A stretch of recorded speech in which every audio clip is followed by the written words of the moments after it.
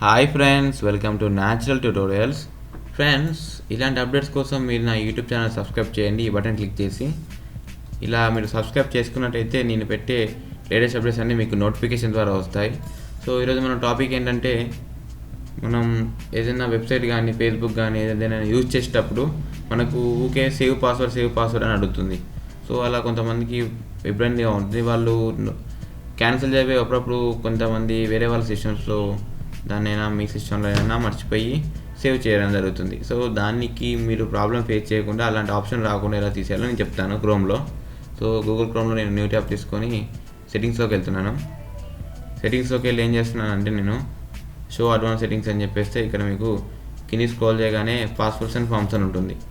దాంట్లో మీరు ఇక్కడ ఉండే సెకండ్ ఆప్షన్ ఏంటంటే offer to save your web passwords అని ఉంటుంది. సో దాన్ని మీరు అన్టిక్ చేయండి.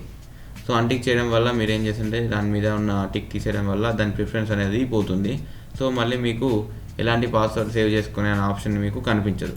సో ఇందులో మేనేజ్ పాస్వర్డ్స్ అని ఉంటే మీరు సేవ్ చేసిన పాస్వర్డ్స్ అన్నీ ఇందులో కనిపిస్తాయి. మీరు ఇక్కడ డిలీట్ చేసేస్తే డిలీట్ అయిపోతాయి అవి కూడా. సో వాటి కూడా మీకు ఏ ప్రాబ్లమ్స్ ఉండవు.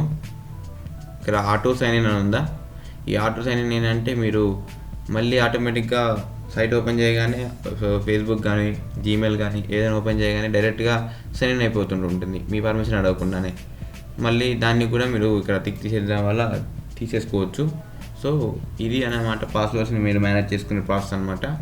సో ఫ్రెండ్స్, మీకు ఈ వీడియో ఖచ్చితంగా లైక్ బటన్ ప్రెస్ చేయండి. ఇంతవరకు మీరు నా యూట్యూబ్ ఛానల్ సబ్స్క్రైబ్ చేయనట్టయితే వెంటనే సబ్స్క్రైబ్ చేసుకోండి. ఇలాంటి అప్డేట్స్ మీకు చాలా తెస్తాను. Friends, thank you for watching this video. Friends, have a nice day.